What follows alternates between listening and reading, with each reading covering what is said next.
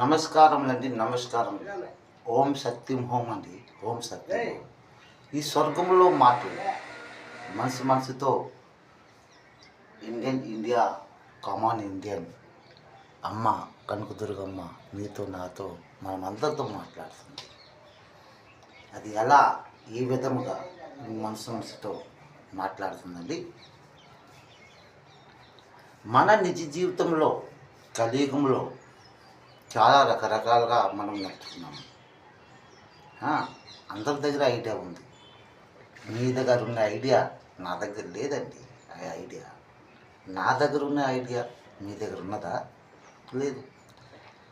ఈ ఐడియా బయటికి రావాలంటే మనము సంఘర్షం, సంవాదం, అంతరంగం మాట్లాడాలి.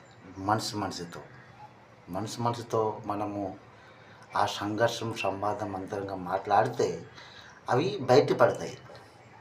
అవునా కదండి? మనం సంఘర్షం చేయము, సంవాదం ఆడము, ఏంటి అంతరంగా మాటలే ఆడము. ఆడుతున్నామా? ఆడుతున్నాము. అది ఎలాంటి సంఘర్షం? కోపమైన సంఘర్షం, మొక్కమాటమైన సంఘర్షం, ఏంటి సిగ్గుపడుతున్న సంఘర్షం మనం మాటలు చేస్తున్నాము.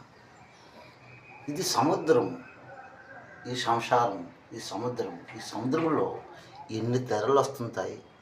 ఆ తెరలు రోజుకి ఎన్ని తెరలు వస్తుంది ఎవరికి తెలుసా? ఎవరికి తెలియదు.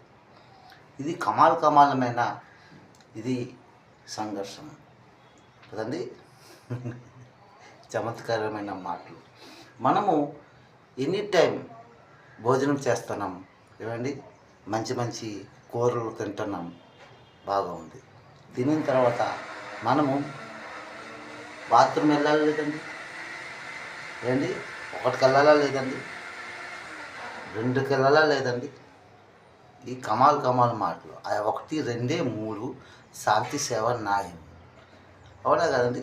తింటాము, 2 సైడ్కి వెళ్తాము, 1 సైడ్కి వెళ్తాము. అంటే తింటామని దానికి లెక్క పెట్టలేదు, 2 సైడ్కి 1 సైడ్కి లెక్క పెట్టారు. ఇందులో కమాలమైన ఆ స్వర్గంలో ఉన్నమాట. అయితే దేవుడు ఎక్కడ ఉన్నాడంటే మనలోతో ఉన్నాడు. అది మనము లాగాలి బయటికి, మనసుతో మాట్లాడుకోవాలి. అయితే నువ్వు మనసుతో మాట్లాడుకుంటుండేటప్పుడు ఇందులో దేవుడు లేడు, ఇక్కడ దేవుడు లేడు, యేసుక్రీస్తులో దేవుడు ఉన్నాడు, అల్లాలో దేవుడు ఉన్నాడు, అక్కడ దేవుడు ఉంటా కాదు. మీ మనసు మీతో మాట్లాడుతూ వెళ్ళాలి.